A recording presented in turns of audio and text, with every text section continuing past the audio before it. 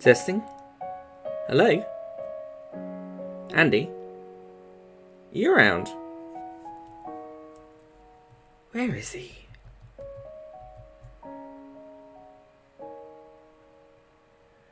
Let's have a look at WhatsApp. Right. So it seems he's on holiday.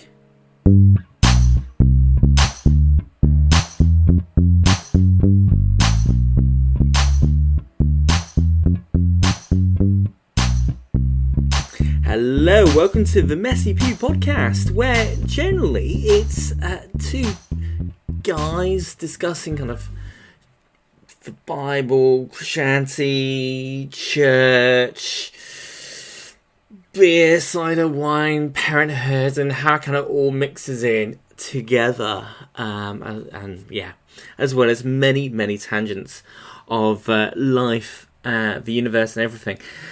I say two guys. I say usually. This week it turns out it's just me. My name's also Andy. Thank you for joining me. I will be giving the other Andy a hard time for not joining me when I see him next. Thankfully, though, he has sent me a message about what we could do this afternoon. I say what we could do. What I could talk about this afternoon. So I'm just going to read it. So you could do more about your experience with digital church. Do you get that same connection as you would in real life? What about fellowship and building relationships? Is it easier to be invisible? Is that good or bad? And could virtual 24/7 prayer rooms be a thing? Wow, okay, so this is probably something I should definitely research more in order to give like a full answer. Because there's definitely arguments to and from. In fact, I'm reading a book about this sort of thing right now called Meta Church by a guy called Dave Adamson. So I think really what I'm going to do is I'm going to chat a little bit about my experience of attending church online, because I think that's kind of what he's getting at here. I think he knows that I went along to a couple of services hosted on, I guess, on the metaverse. So I kind of put on my Oculus headset a few times over the last couple of weeks. And I went to a few church services hosted on Outverse, I think it's called. And the main one being hosted by Life.Church, which was awesome. So, yeah, I think I'll concentrate on talking about the Life Church virtual service that I attended. So, how it worked out is you kind of log in, you kind of select join, and you kind of appear outside the church building. You are then greeted by a volunteer who basically talks you through how it all works, that the service is starting soon. He talks you through how to recognise the church staff. So therefore you feel safe. So therefore you feel safe when you are attending, when you are going in there. And you have the option of either going into the games room to wait for the service to start, or to have, I guess, a mull around the virtual building, which I felt welcomed. I felt reassured that there was an option of something to do, because I was a little bit nosy and curious. I had a nose around the virtual building and saw a few adverts and bits and pieces that were up and around. When it was time for the service to start, that was announced, and we were encouraged to go into the main virtual auditorium. During which, the start of which, we were encouraged to respond, we're encouraged to turn our mics on, we're encouraged to sing, we're encouraged to raise our hands in worship. And what I could see when I looked around so I couldn't see people in the flesh and blood way, but I saw their virtual avatars of themselves. I saw avatars of real people reacting to what was happening in the service. And I think that's the point, that they are real people. So pause that for a second, and I'm going to use the idea of the fact that everyone who's online are real people to talk about connection and the feeling of connection through online church. In that, if you were to speak to someone who's had a negative experience online, either through trolling or just getting into an argument or just seeing something that had upset them, you wouldn't stop and ask them if they felt connected to that experience, because that is obvious, and it feels a bit bizarre that when it comes to online church, at that point, when it comes to something hopefully positive, hopefully something uplifting, something that connects people with God, at that point we start talking about, well, do you feel connection through this virtual space?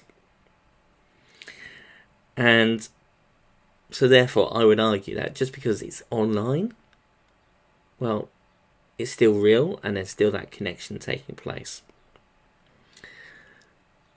Another example of seeing connection in an online community is when there's a death of either a well-known blogger or well-known tweeter or whatever kind of social network, internet community that you are involved in. I know of someone who was known as the Digital Nun, unfortunately passed away a couple of months back now, and to say that people didn't feel connected when they heard the news that she was ill, I think that would not be the case at all whatsoever.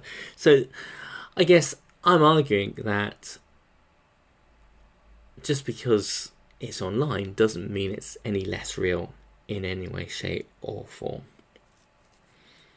It's different, and I'm sure if the other Andy was here, it would be in a better format to discuss that it is different. It's not the same as what we are probably used to. Doesn't mean it's bad. Doesn't mean that people who are more used to online relationships or people who are more comfortable in person, does not mean at all whatsoever that either party has got it wrong. What I'm suggesting is that there's space for both. Now, going back to the questions. Invisible. Is it easier to be invisible in an online church? I don't have that much experience in order to say yes or no. But I would also suggest that it's incredibly easy to feel invisible in a on-site church. So I'm just going to leave that out there. Just because it's online does not mean it's easier to feel invisible or make yourself be invisible compared to on-site, because I know plenty of churches where it's incredibly easy to make yourself or either make yourself or indeed feel invisible when you're on-site in a face-to-face manner. And lastly, I think, could virtual 24/7 prayer rooms be a thing? Simple answer, yes. Slightly longer answer is I would point anyone to the Love Thy Nerd community for an example, in that they have a community on Discord where, as well as talking about everything from the latest Marvel movie or the latest Marvel TV show or gaming or sharing kind of links and things like that, there is space for prayer. There's space to request prayer from people and to share those prayer requests. It's online, it's on Discord, therefore it doesn't close. So I guess that is your 24/7 prayer room, at least to an extent. I appreciate prayer rooms have various different activities and things like that.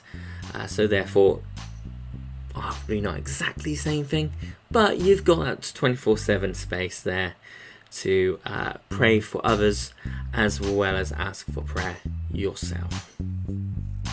So that's just a few thoughts from me about digital church, online church. I'm fairly certain we are going to come back to this subject over the next weeks and months, especially in the light of the pandemic and working out what life looks like post-pandemic, especially in regards to this more, I guess, technologically advanced world where we all seem to be spending a bit more time online, and I would argue that that's exactly where church should have a presence as well. Anyway, if you got this far, thanks for listening to my wafflings. If it does feel like I've waffled on, please feel free to blame the other Andy for A, not turning up, and B, setting today's subject. Please rate, subscribe on your favourite podcast provider. Find us at Messy Pew on Twitter, Instagram, or search Messy Pew on Facebook. Or indeed email us on themessypew@gmail.com. The other Andy would love to hear how you've disagreed. Thank you again very much for listening. Take care. God bless.